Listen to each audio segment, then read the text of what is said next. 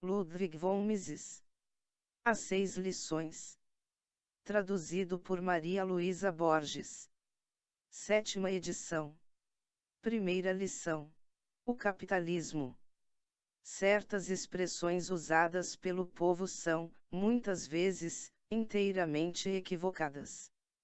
Assim, atribuem-se a capitães de indústria e a grandes empresários de nossos dias epitetos como o rei do chocolate, o rei do algodão ou o rei do automóvel. Ao usar essas expressões, o povo demonstra não ver praticamente nenhuma diferença entre os industriais de hoje e os reis, duques ou lordes de outrora. Mas, na realidade, a diferença é enorme, pois um rei do chocolate absolutamente não rege, ele serve. Não reina sobre um território conquistado, independente do mercado, independente de seus compradores. O rei do chocolate ou do aço, ou do automóvel, ou qualquer outro rei da indústria contemporânea depende da indústria que administra e dos clientes a quem presta serviços. Esse rei precisa se conservar nas boas graças dos seus súditos, os consumidores, perderá seu reino assim que já não tiver condições de prestar aos seus clientes um serviço melhor e de mais baixo custo que o oferecido por seus concorrentes. 200 anos atrás, antes do advento do capitalismo, o status social de um homem permanecia inalterado do princípio ao fim de sua existência, era herdado dos seus ancestrais e nunca mudava. Se nascesse pobre, pobre seria para sempre, se rico lorde ou duque, manteria seu ducado, e a propriedade que o acompanhava, pelo resto dos seus dias. No tocante à manufatura, as primitivas indústrias de beneficiamento da época existiam quase exclusivamente em proveito dos ricos. A grande maioria do povo, 90% ou mais da população europeia, trabalhava na terra e não tinha contato com as indústrias de beneficiamento, voltadas para a cidade. Esse rígido sistema da Ludwig von Mises sociedade feudal imperou, por muitos séculos, nas mais desenvolvidas regiões da Europa. Contudo, a população rural se expandiu e passou a haver um excesso de gente no campo. Os membros dessa população excedente, sem terras herdadas ou bens, careciam de ocupação. Também não lhes era possível trabalhar nas indústrias de beneficiamento, cujo acesso lhes era vedado pelos reis das cidades.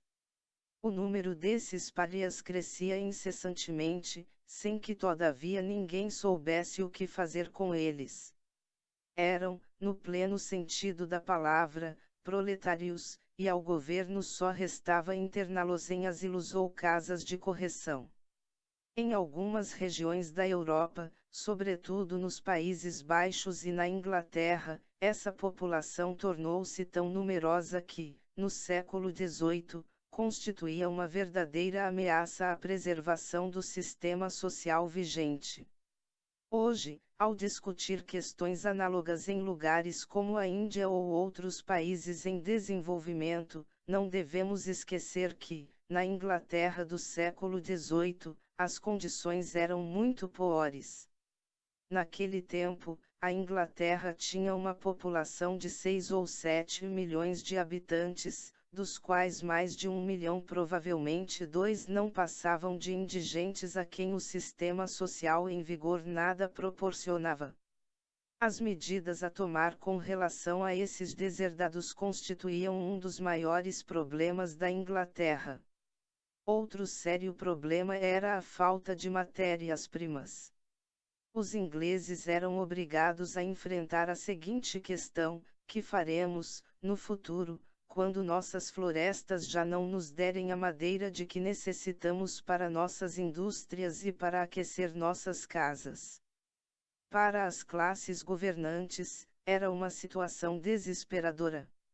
Os estadistas não sabiam o que fazer e as autoridades em geral não tinham qualquer ideia sobre como melhorar as condições. Foi dessa grave situação social que emergiram os começos do capitalismo moderno. Dentre aqueles párias, aqueles miseráveis, surgiram pessoas que tentaram organizar grupos para estabelecer pequenos negócios, capazes de produzir alguma coisa. Foi uma inovação. Esses inovadores não produziam artigos caros, acessíveis apenas às classes mais altas, produziam bens mais baratos, que. Primeira lição: pudessem satisfazer as necessidades de todos. E foi essa a origem do capitalismo tal como hoje funciona. Foi o começo da produção em massa, princípio básico da indústria capitalista.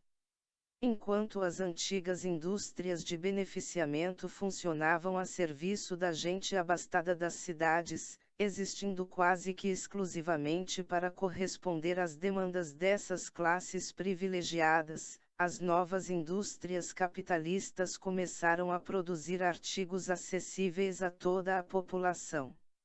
Era a produção em massa, para satisfazer as necessidades das massas. Este é o princípio fundamental do capitalismo tal como existe hoje em todos os países onde há um sistema de produção em massa extremamente desenvolvido. As empresas de grande porte, alvo dos mais fanáticos ataques desfechados pelos pretensos esquerdistas, produzem quase exclusivamente para suprir a carência das massas. As empresas dedicadas à fabricação de artigos de luxo, para uso apenas dos abastados, jamais têm condições de alcançar a magnitude das grandes empresas. E, hoje, os empregados das grandes fábricas são, eles próprios, os maiores consumidores dos produtos que nelas se fabricam. Esta é a diferença básica entre os princípios capitalistas de produção e os princípios feudalistas de épocas anteriores. Quando se pressupõe ou se afirma a existência de uma diferença entre os produtores e os consumidores dos produtos da grande empresa, incorre-se em grave erro. Nas grandes lojas dos Estados Unidos, ouvimos o slogan: "O cliente tem sempre razão". E esse cliente é o mesmo homem que produz, na fábrica, os artigos à venda naqueles estabelecimentos. Os que pensam que a grande empresa detém um enorme poder também se equivocam, uma vez que a empresa de grande porte é inteiramente dependente da preferência dos que lhes compram os produtos. A mais poderosa empresa perderia seu poder e sua influência se perdesse seus clientes. Há 50 ou 60 anos, era voz corrente em quase todos os países capitalistas que as companhias de estradas de ferro eram por demais grandes e poderosas, sendo monopolistas, tornavam impossível a concorrência. Alegava-se que, na área dos transportes, o capitalismo já havia atingido um estágio no qual se destruirá a si mesmo, pois que eliminara a concorrência. O que se descurava era Ludwig von Mises. O fato de que o poder das ferrovias dependia de sua capacidade de oferecer à população um meio de transporte melhor que qualquer outro.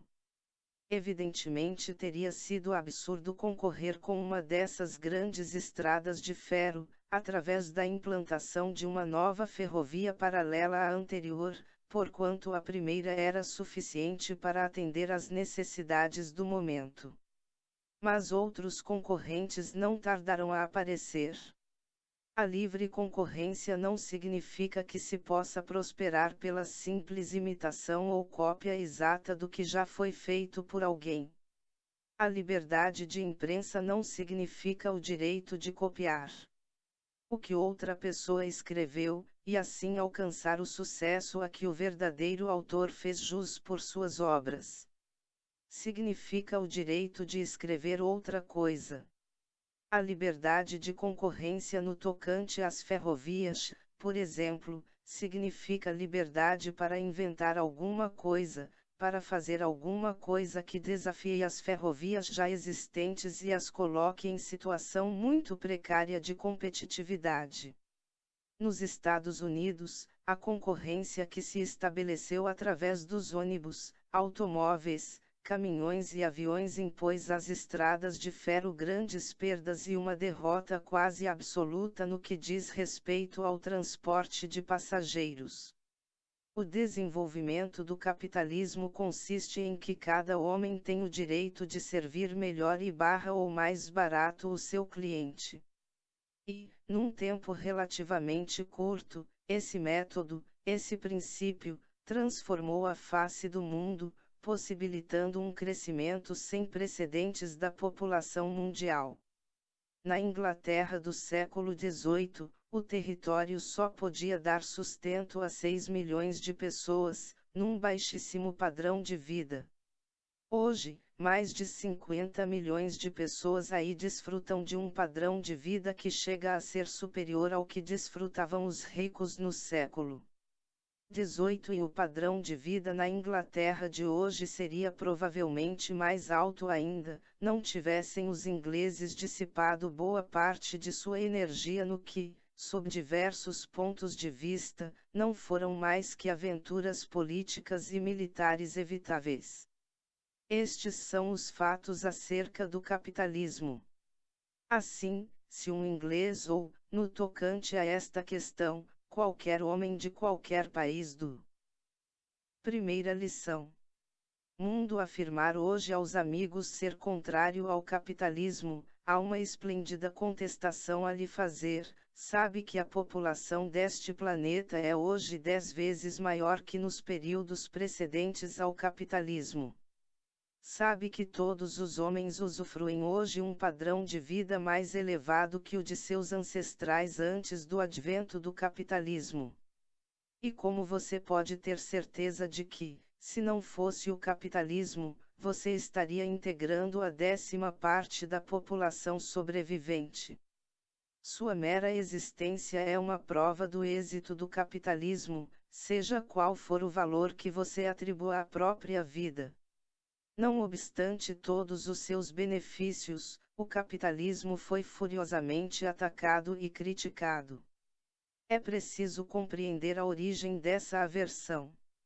É fato que o ódio ao capitalismo nasceu não entre o povo, não entre os próprios trabalhadores, mas em meio à aristocracia fundiária, à pequena nobreza da Inglaterra e da Europa continental. Culpavam o capitalismo por algo que não lhes era muito agradável. No início do século XIX, os salários mais altos pagos pelas indústrias aos seus trabalhadores forçaram a aristocracia agrária a pagar salários igualmente altos aos seus trabalhadores agrícolas. A aristocracia atacava a indústria criticando o padrão de vida das massas trabalhadoras. Obviamente, do nosso ponto de vista, o padrão de vida dos trabalhadores era extremamente baixo. Mas, se as condições de vida nos primórdios do capitalismo eram absolutamente escandalosas, não era porque as recém-criadas indústrias capitalistas estivessem prejudicando os trabalhadores. As pessoas contratadas pelas fábricas já subsistiam antes em condições praticamente subhumanas. A velha história, repetida centenas de vezes, de que as fábricas empregavam mulheres e crianças que, antes de trabalharem nessas fábricas, viviam em condições satisfatórias, é um dos maiores embustes da história. As mães que trabalhavam nas fábricas não tinham o que cozinhar, não abandonavam seus lares e suas cozinhas para se dirigir às fábricas, corriam a elas porque não tinham cozinhas e, ainda que as tivessem, não tinham comida para nelas cozinharem. E as crianças não provinham de um ambiente confortável, estavam famintas, estavam morrendo. E todo o tão falado Ludwig von Mises e indescritível horror do capitalismo primitivo pode ser refutado por uma única estatística. Precisamente nesses anos de expansão do capitalismo na Inglaterra, no chamado período da Revolução Industrial Inglesa, entre 1760 e 1830, a população do país dobrou, o que significa que centenas de milhares de crianças que em outros tempos teriam morrido sobreviveram e cresceram, tornando-se homens e mulheres. Não há dúvida de que as condições gerais de vida em épocas anteriores eram muito insatisfatórias. Foi o comércio capitalista que as melhorou. Foram justamente aquelas primeiras fábricas que passaram a suprir, direta ou indiretamente, as necessidades de seus trabalhadores, através da exportação de manufaturados e da importação de alimentos e matérias-primas de outros países. Mais uma vez, os primeiros historiadores do capitalismo falsearam. É difícil usar uma palavra mais branda à história. Há uma anedota provavelmente inventada que se costuma contar a respeito de Benjamin Franklin. Em visita a um cotonifício na Inglaterra, Ben Franklin ouviu do proprietário cheio de orgulho: "Veja, temos aqui tecidos de algodão para a Hungria." Olhando à sua volta e constatando que os trabalhadores estavam em andrajos, Franklin perguntou: "E por que não produz também para os seus empregados?" Mas as exportações de que falava o dono do cotonifício realmente significavam que ele de fato produzia para os próprios empregados, visto que a Inglaterra tinha de importar toda a sua matéria-prima. Não possuía nenhum algodão, como também ocorria com a Europa continental. A Inglaterra atravessava uma fase de escassez de alimentos. Era necessária sua importação da Polônia, da Rússia, da Hungria. Assim, as exportações como as de tecidos se constituíam no pagamento de importações de alimentos necessários à sobrevivência da população inglesa. Muitos exemplos da história dessa época revelaram a atitude da pequena nobreza e da aristocracia com relação aos trabalhadores. Quero citar apenas dois. Um é o famoso sistema inglês do Cedendland. Por tal sistema, o governo inglês pagava a todos os trabalhadores que não chegavam a receber. Primeira lição: um salário mínimo, oficialmente fixado, a diferença entre o que recebiam e esse mínimo. Isso poupava a aristocracia fundiária o dissabor de pagar salários mais altos. A pequena nobreza continuaria pagando o tradicionalmente baixo salário agrícola, suplementado pelo governo. Evitava-se, assim, que os trabalhadores abandonassem as atividades rurais em busca de emprego nas fábricas urbanas. 80 anos depois, após a expansão do capitalismo da Inglaterra para a Europa continental, mais uma vez verificou-se a reação da aristocracia rural contra o novo sistema de produção. Na Alemanha, os aristocratas prussianos, tendo perdido muitos trabalhadores para as indústrias capitalistas, que ofereciam melhor remuneração, cunharam uma expressão especial para designar o problema: fuga do campo, Landflucht. Discutiu-se, então, no parlamento alemão, que tipo de medida se poderia tomar contra aquele mal, e tratava-se indiscutivelmente de um mal, do ponto de vista da aristocracia rural. O príncipe Bismarck, o famoso chanceler do Reich alemão, disse um dia num discurso: "Encontrei em Berlim um homem que havia trabalhado em minhas terras. Perguntei-lhe: por que deixou minhas terras? Por que deixou o campo? Porque vive agora em Berlim." E, segundo Bismarck, o homem respondeu: "Na aldeia não se tem, como aqui em Berlim, um Biergarten tão lindo, onde nos podemos sentar, tomar cerveja e ouvir música." Esta é, sem dúvida, uma história contada do ponto de vista do príncipe Bismarck, o empregador. Não seria o ponto de vista de todos os seus empregados. Estes acorriam à indústria porque ela lhes pagava salários mais altos e elevava seu padrão de vida a níveis sem precedentes. Hoje, nos países capitalistas, há relativamente pouca diferença entre a vida básica das chamadas classes mais altas e a das mais baixas, ambas têm alimento, roupas e abrigo. Mas no século XVIII, e nos que o precederam, o que distinguia o homem da classe média do da classe baixa era o fato de o primeiro ter sapatos, e o segundo, não. Hoje, nos Estados Unidos, a diferença entre um rico e um pobre reduz-se muitas vezes à diferença entre um Cadillac e um Chevrolet. O Chevrolet pode ser de segunda mão, mas presta a seu. Ludwig von Mises. Dono basicamente os mesmos serviços que o Cadillac poderia prestar, uma vez que também está apto a se deslocar de um local a outro. Mais de 50% da população dos Estados Unidos vivem em casas e apartamentos próprios. As investidas contra o capitalismo, especialmente no que se refere aos padrões salariais mais altos, tiveram por origem a falsa suposição de que os salários são, em última análise, pagos por pessoas diferentes daquelas que trabalham nas fábricas. Certamente, nada impede que economistas e estudantes de teorias econômicas tracem uma distinção entre trabalhador e consumidor.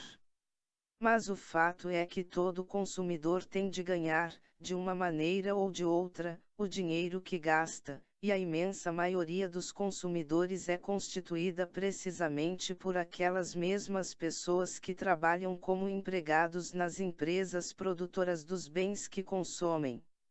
No capitalismo, os padrões salariais não são estipulados por pessoas diferentes das que ganham os salários, são essas mesmas pessoas que os manipulam.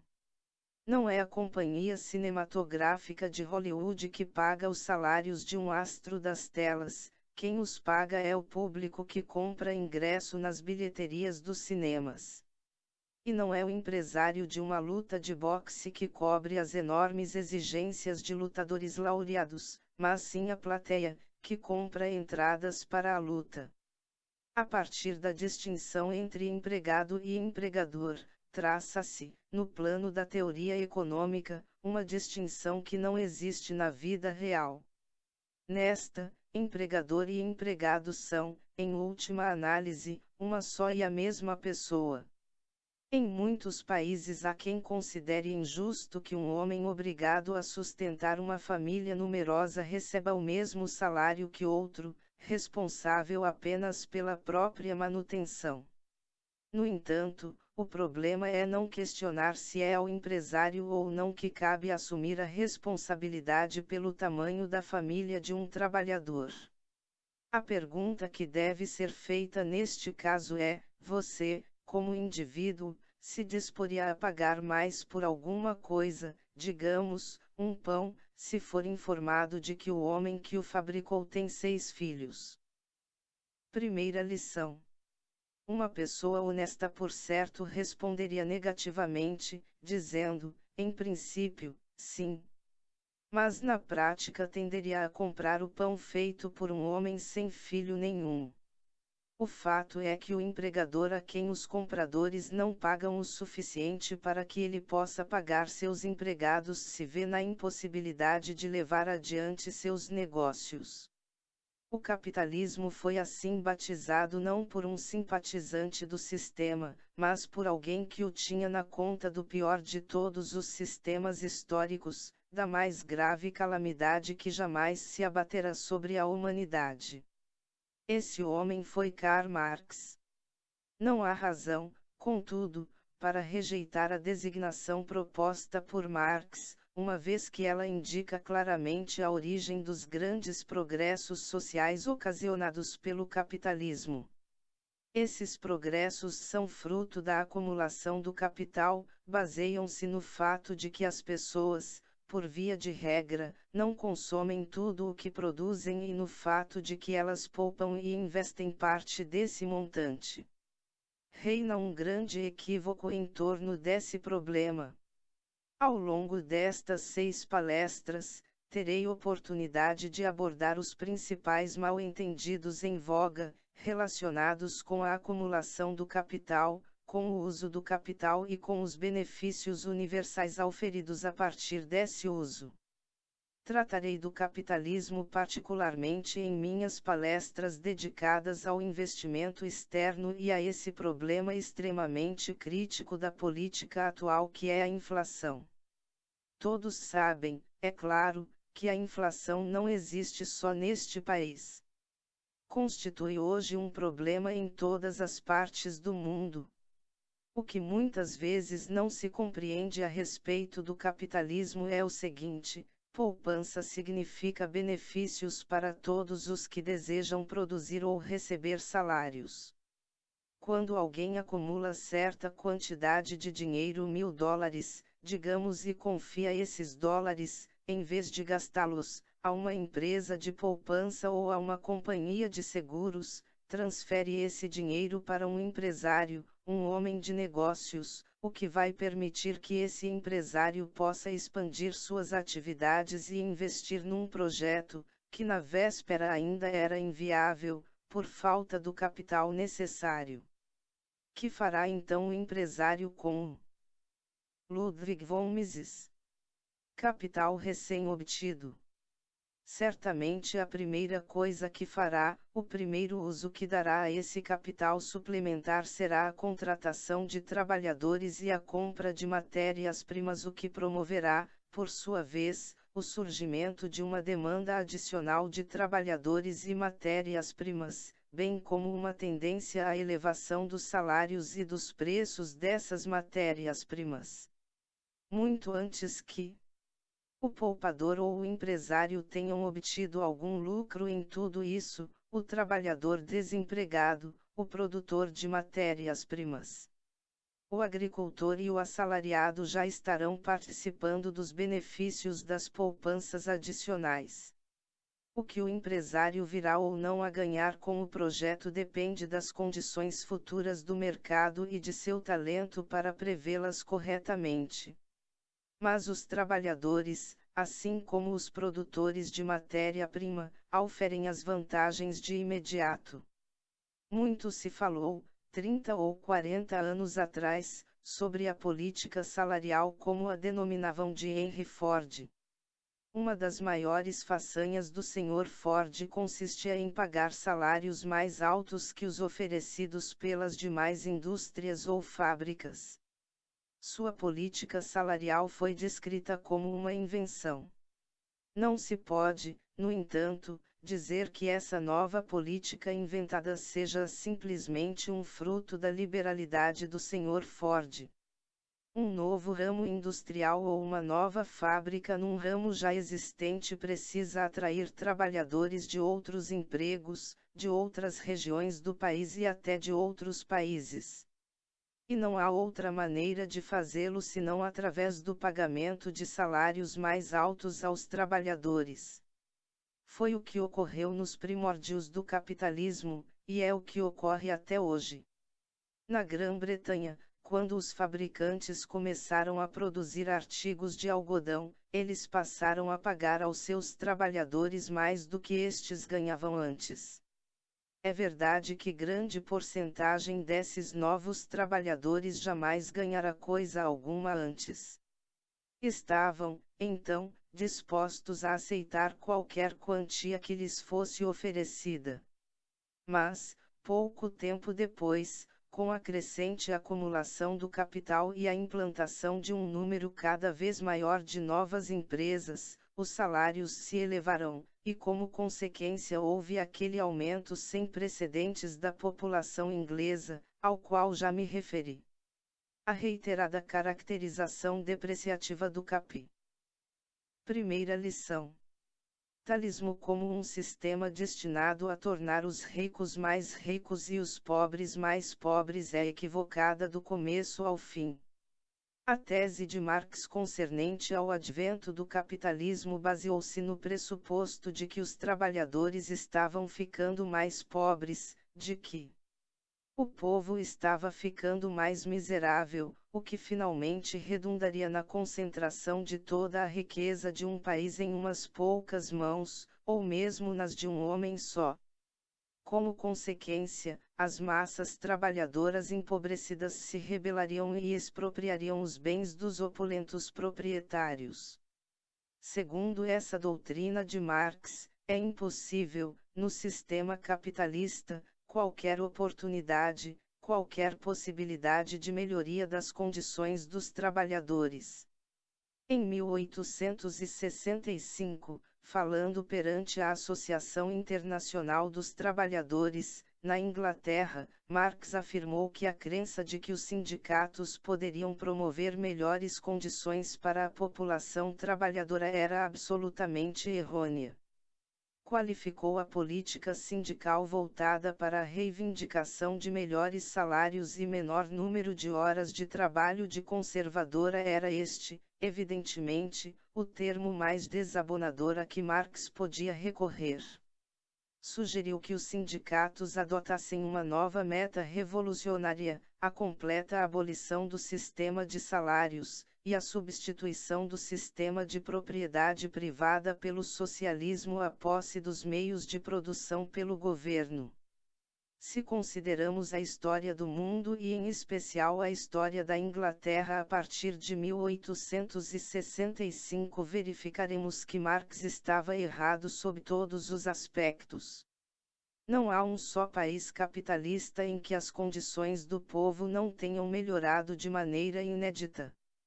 Todos esses progressos ocorridos nos últimos 80 ou 90 anos produziram-se a despeito dos prognósticos de Karl Marx. Os socialistas de orientação marxista acreditavam que as condições dos trabalhadores jamais poderiam melhorar. Adotavam uma falsa teoria, a famosa lei de ferro dos salários.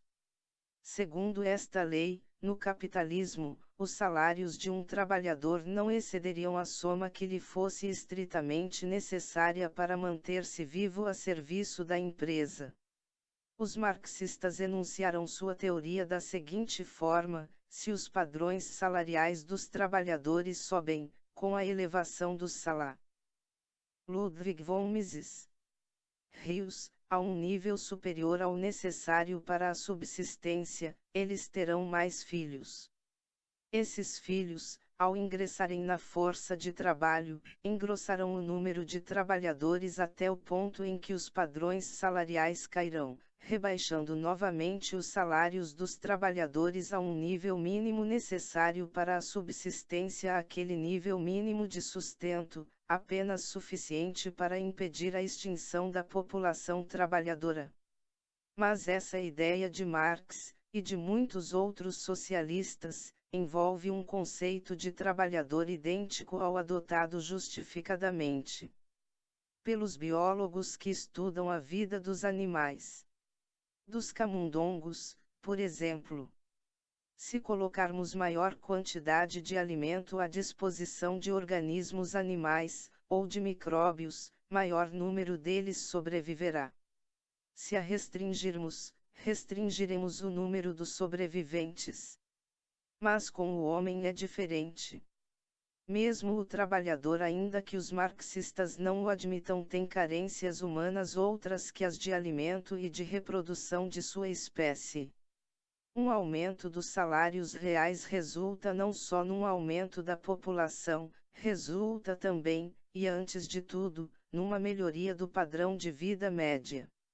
É por isso que temos hoje, na Europa Ocidental e nos Estados Unidos, um padrão de vida superior ao das nações em desenvolvimento, as da África, por exemplo. Devemos compreender, contudo, que esse padrão de vida mais elevado fundamenta-se na disponibilidade de capital. Isso explica a diferença entre as condições reinantes nos Estados Unidos e as que encontramos na Índia. Neste país foram introduzidos, ao menos em certa medida, modernos métodos de combate a doenças contagiosas, cujo efeito foi um aumento inaudito da população. No entanto, como esse crescimento populacional não foi acompanhado de um aumento correspondente do montante de capital investido no país, o resultado foi um agravamento da miséria. Quanto mais se eleva o capital investido por indivíduo, mais próspero se torna o país. Mas é preciso lembrar que nas políticas econômicas não ocorrem milagres. Todos leram artigos de jornal e discursos sobre o chamado milagre econômico alemão, a recuperação da Alemanha depois de sua derrota e destruição na Segunda Guerra Mundial. Mas não houve milagre. Houve tão somente a aplicação. Primeira lição: dos princípios da economia do livre mercado, dos métodos do capitalismo, embora essa aplicação não tenha sido completa em todos os pontos. Todo país pode experimentar o mesmo milagre de recuperação econômica, embora eu deva insistir em que esta não é fruto de milagre, é fruto da adoção de políticas econômicas sólidas, pois que é delas que resulta.